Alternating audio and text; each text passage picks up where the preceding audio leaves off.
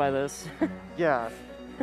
I'm sure you would have loved to hear it, but at anyway, the same time. Winner of this is likely to play Meister. That's the short version. Well, let's get down to business. Waste no time. These players have been sitting here for a minute.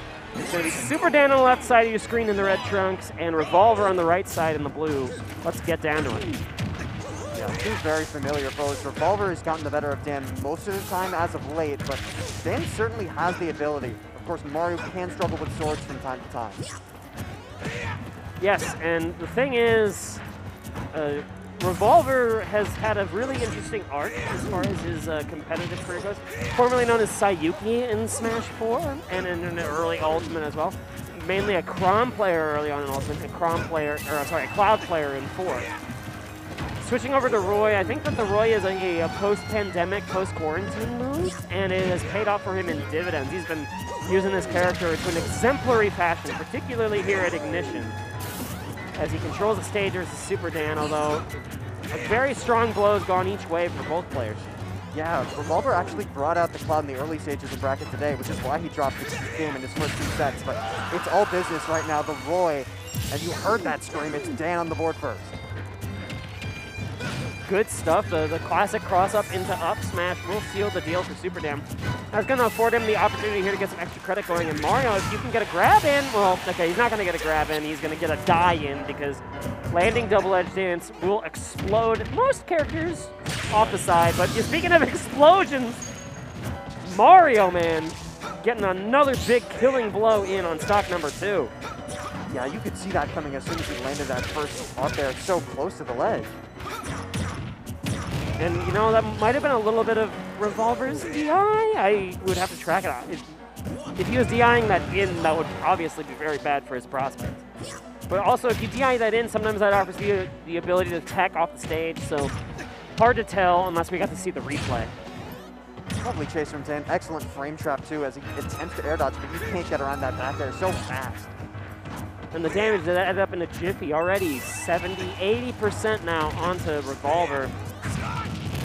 But okay, you think you can jump straight up onto me on the platform? That up smash will reverse the tides, and now Revolver has evened up the stocks. Yeah, with that aid of the platform, as you mentioned, Revolver has a bit of new life. Now let's see what Dan's plan is here at the ledge. He's just going to wait to see where Revolver tries to go around Dan. And look at that, a couple of back airs in a row bouncing between these side platforms. And this is going to be the back throw. I don't think it'll KO. Well, I'm looking stupid because I said I don't think it'll KO. That's one of those moves, like, I've said that I think it'll KO a million times, and I've been wrong. And then the one time I say it don't, it does.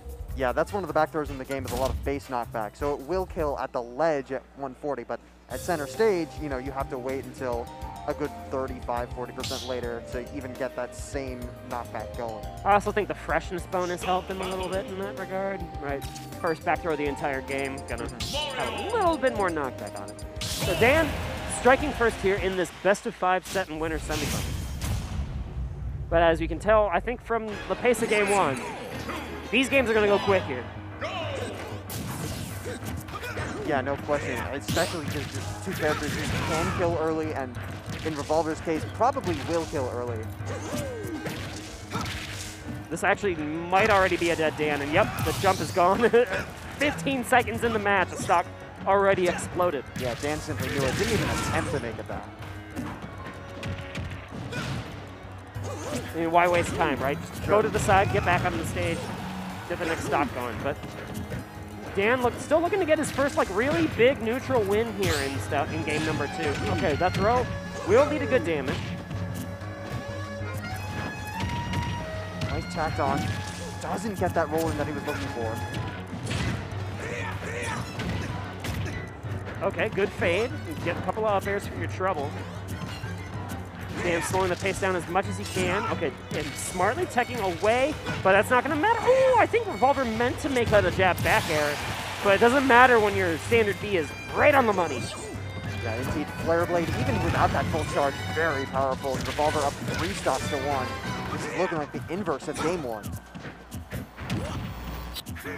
The difference being that Revolver has just never been behind. Like, Dan was behind a smidge in game number 1.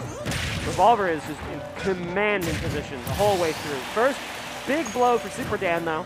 Gets a forward smash in the corner. And we've seen what Mario can do in this spot, so don't count him out yet. Yeah, I don't blame Dan for fishing for that landing up there. You pretty much have to get something early, at least once, but not gonna matter. The second Flare Blade kill of the game, too. Revolver is so good at that. He lands 2 in a row. Man, what brilliant stuff from Revolver finding the kills there. Yeah, and it's not just Flare Blade that he can two-frame with pretty consistently. Can go with down air, can go with down tilt. Both useful for different options. Can combo off of sour down air as well in certain cases. So the variability on the fly, because those are not hitboxes that come out at the same speed.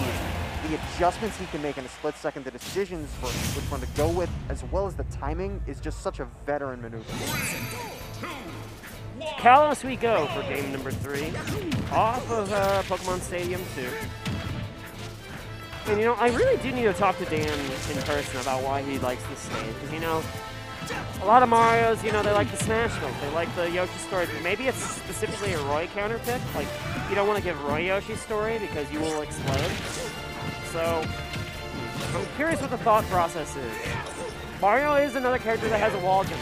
Anyone who likes wall jumps definitely, like, does, at the very least, tolerates Kalos on the stage list. Yeah, there was that sort of period at the beginning of the game where the conventional wisdom as Revolver finds that jab backer was, if you're a Mario main, you ban Effie, you ban Kalos, and then you play the matchup from there. But the amount of ways that Mario mains have figured out to use that side platform to the advantage to get strings, ladders in certain cases. Lovely timing as well, outside of the range of the get-up attack. I like how you mention it in your thread. You'll immediately see a tech chase on the side platform. So Dan, proving you right. Good stuff. But that also could have just been a dead Mario. I'm not even joking. Like 46% into a double-edged stance on that side platform. He could have exploded. Yeah. Roy is no joke. Thankfully, there's a bit of distance between those side platforms in the Blast Zone, but Rage Roy at like 150 or so, it's very close. Okay, even using the first hit of that double-edged stance to help land here is Revolver, but okay. Woo! I think Revolver should have found that punish. Yeah, I mean, that looked like just a free up smash at least. Like, Revolver is playing a fast faller, and Mario is, I wouldn't call him a slow faller, but he's not a fast faller. So, like, he can get down there fast enough to get the hits in time, but okay, Flood, come into play, seal the stock. Yeah, Dan is showing Revolver he's not the only one that can do two-frame here. And now able to get these cross-up back airs in perfect position as Dan starts the train on this last stock. Revolver already found himself quite behind. Yeah, the shield, another up air to poke through the platform. Crafty movement, but he falls right into Dan's F smash. A 2-stock victory for Super Dan, and a statement on Kalos that, at least that I don't know what I'm talking about on commentary when it comes to Mario counterpicks. Good stuff to Dan. As we move on to game number 4, it'll be back to Pokemon Stadium here for Revolver. Rocking with the Team Galactic theme as well. Bit of Gen 4 love in 2021. There'll be more of that in December. Yes, there will. And that soundtrack is so good. I haven't played a Pokemon game really since Diamond and Pearl, so that'll be nice. Dan, in the meantime, nursing a 2-1 lead, and after a bit of early trades, it is going to be him taking control, but Revolver finds one up air, and it's all of a sudden the other way. Oh, but a little bit of a whiff on the double-edged dance there allows Dan an opportunity, and I think that Flood was the right idea, but I'm not even sure how Revolver snuck by. Did he air dodge through the Flood, like, aggressively into Dan? No, it was a strange-looking interaction. And now Dan really, like, mixing up his timings on the up Bs intentionally to avoid that standard B charge. As well as Revolver's just mashing up in the fastball, but that is exactly what Dan was waiting for. Okay, 4th row here for Dan. Good spot to be in. And yep, eat the roll for breakfast. That is another stock lead for Super Dan, looking to ticket himself to Winners Finals. Yeah, and that's the other advantage of taking a weird option, a risky option, such as blowing up the opponent. You put it in your opponent's head that, hey, wait a minute, I have that too. I can maybe go for that. But Revolver not taking any risks there, and just waiting for the perfect timing on the upbeat. Even game here. Well, aside from the percent disadvantage, which Dan is now continuing to climb. They're up the out of shield. Again, frame 3 tied for the fastest out of shield option in the entire game.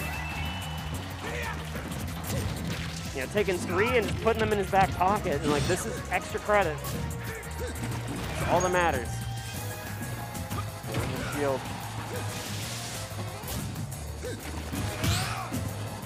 I like the parry, but no big movements out of it here for Dan. And okay, the landing dare. I love how Revolver mixes that into like his advantage state gameplay. But he will still bite the bullet to another back throw here from Super Dan, who is 1 stock away from making it to winners finals.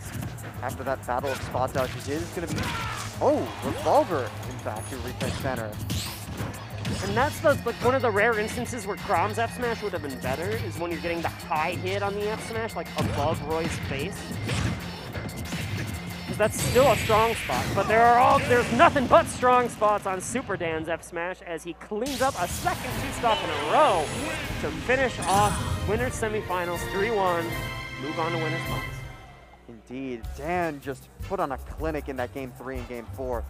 Shook off those early nerves. You know, at the point where Revolver looked like he was getting a footing in, he found that early falling up air once. He found a couple of edge guards. That 2-frame with the flood at the ledge was